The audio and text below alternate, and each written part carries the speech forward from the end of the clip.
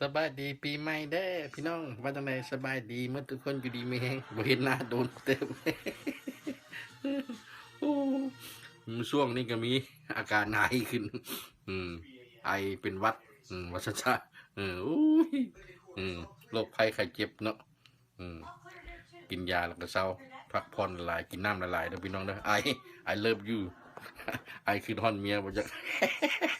Welcome to Sushi Wong Kitchen ว่าซะมื้อนี้สิกินอาหารแซ่บๆให้กินเด้อมื้อนี้เด้อ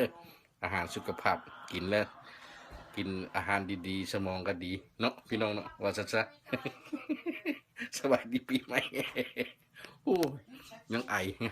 ยังบ่เศร้าๆเลยไอขี้มูกกันไหลว่าซะอันละมื้อนี้ปีใหม่แล้วครับก็มากินอาหารที่อันน่ะรักษาสุขภาพอันนี้ปลานิลปลาในปลานิลปลาเอ่อปลาติลาเปียซื้อมาแล้วก็จะให้เรียบร้อยแล้วใช่ป่ะล้างให้เรียบร้อยแล้วมาหักมาซอยไปสิวิธีอันนี้สิจืนได้มื้อนี้เด้จืนได้บ่ได้นึ่งบ่ได้ปิ้งเด้จืนแต่ว่าอันนี้หัวสิไข่ได้นี่ซอยไว้เรียบร้อยนี่เห็นบ่ใส่อันนี้ใบขี้หูดนี่เห็นบ่ต้องยัดใส่ในรถนี่เห็นบ่ยัดใส่ในท้องนี่เด็กยัดใส่เห็นบ่จืนได้นี่จนสิหอมเลยพี่น้องหอมสวยแล้วอันนี้นี่ก็นี่หัวสิไข่นี่ก็สิกรอบเด้พี่น้องเด้อกรอบอันนี้เอานี่ยัดใส่นี่เห็นบ่บัดบางคนจังหน่อยเอาเกลือใส่ทาคันบ่ใส่ก็ได้บ่เป็นหยังเฮามาเฮ็ดอันเจียวราดหน้าก็ได้เห็นบ่เอาซะอันนี้ใส่เรียบร้อยแล้วโอเคนี่กิน2-3คนก็บ่หมดดอกนี่บางใหญ่ๆนะแต่ว่าสำคัญเด้อพี่น้องเด้อต้องใส่น้ำมันละลายเด้อน้ำมันละลายแล้วตั้งไฟแห้งๆโอเคแต่เราสิกินให้เบิ่งไฟต้องร้อนๆเด้อพี่น้องเด้อร้อนๆให้มันร้อนๆนี่เด้มันจะกรอบเด้ไฟเลยเด้อเบิ่งนี่ประมาณ10 นาทีนะครับใส่น้ำมันละลาย10 นาทีมันก็เพิ่มอันนี้ก็ใส่โอเคโอ้ใบนี้ออกมาหอมเลยนี่10 นาทีเราปิ้งเลยวันนี้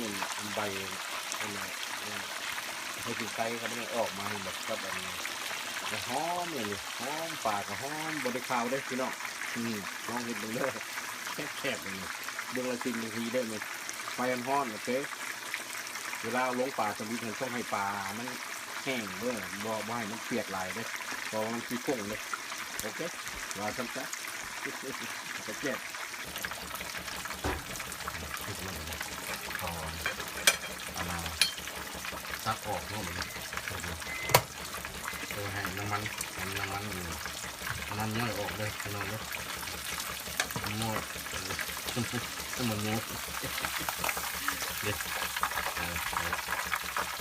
หอมเลยโอ้ยหอมเราให้เขาอยากเห็ดแบบว่าเอาน้ำปลาราดก็ได้เพราะว่าปลาราดเฮ็ดยังไงก็ได้นะนี่เลยขัวบักเล่นใส่แซ่บไหมอันนี้บัวน้ำปลาราดแต่ว่าตื่นซื่อสิตำบักหุ่งเลยตำบักหุ่งบัวบะนี่พวก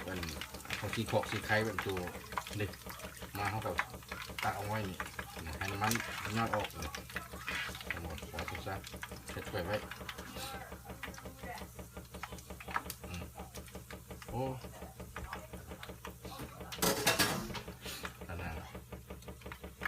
เห็นบ่ก็เห็นบ่นี่หมอเข่าเต้นลำโมเมนต์หมอหนึ่งในหมอเข่าได้หมอเข่าเต้นลำบ่เต็งห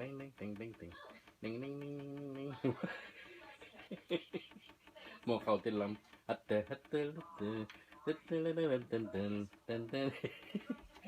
อันนี้ปลาเรียบร้อยที่จะไปกินเอ้ายังเต้นลำเฉยเห็นบ่ติ๊ง สบายดีปีใหม่เด้อหมอเข้าเต้นลำเว้ยแปลกบ่พี่น้องดิ้งดิ้งดิ้งดิ้งดิ้งดิ้งดิ้งดิ้งดิ้งก็สิเนี่ยตำบักหุ่งเนี่ยตำบักหุ่งนั่งตูดซอยไปเรียบร้อยนี่มักแค่รอดตำบักหุ่งบักเลนบักนาวใช้ละลายบักเพชรก็ใช้ละลายนี่พอไอดิไอไอไอหาก็เศร้าบักอันนี้ก็ไม่นั่นไปแดกนี่น้ำปูแล้วก็กะปิเห็นบ่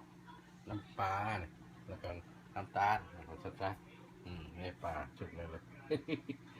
ตำบักหุ่งกินกับปลาโอ้ยnumber one ว่าซะลองไปเห็นแต่พี่น้องเลยบอกขาวหอมหอมเลยหอมหอมหอมหอมสิงไก่หอมนั่นหอมใบขี้นูดแซ่บแซ่บแซ่บ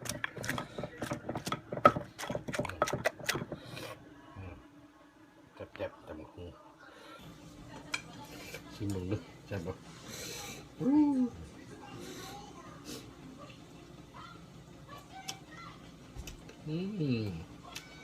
จับได้โอ้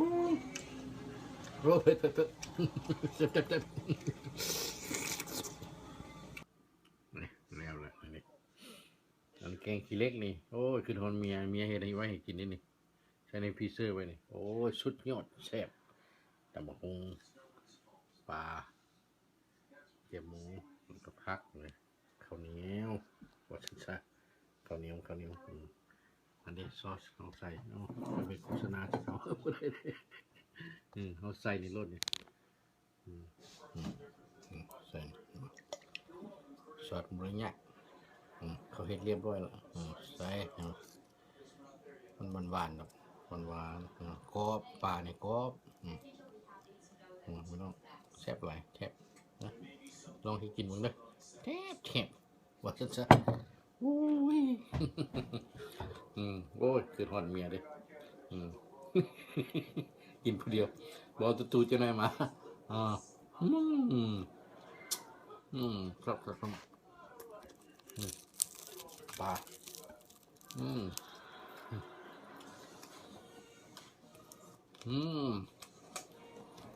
โอ้กรอบบ่มีข้าวพี่น้องหอมแกงขี้เล็กเมียเห็ดไว้คนรักสิไปเมืองลาวจ้าก็เคยทอดเมียเลยขอบใจแล้วเมียเลย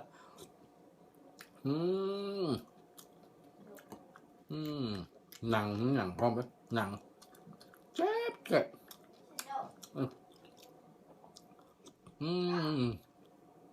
แจงกินมามีโอ้ชอบแล้วโอ้กินตัวไหนให้ขึ้นทอดเมียว่าสุดใจมากินกันได้ไหมนะมาแล้วพี่น้องเด้อแซ่บบาดีปีใหม่เด้อมีภาพเพลงเลิฟยูมามิมิชยูจุ๊บว่าสุดใจ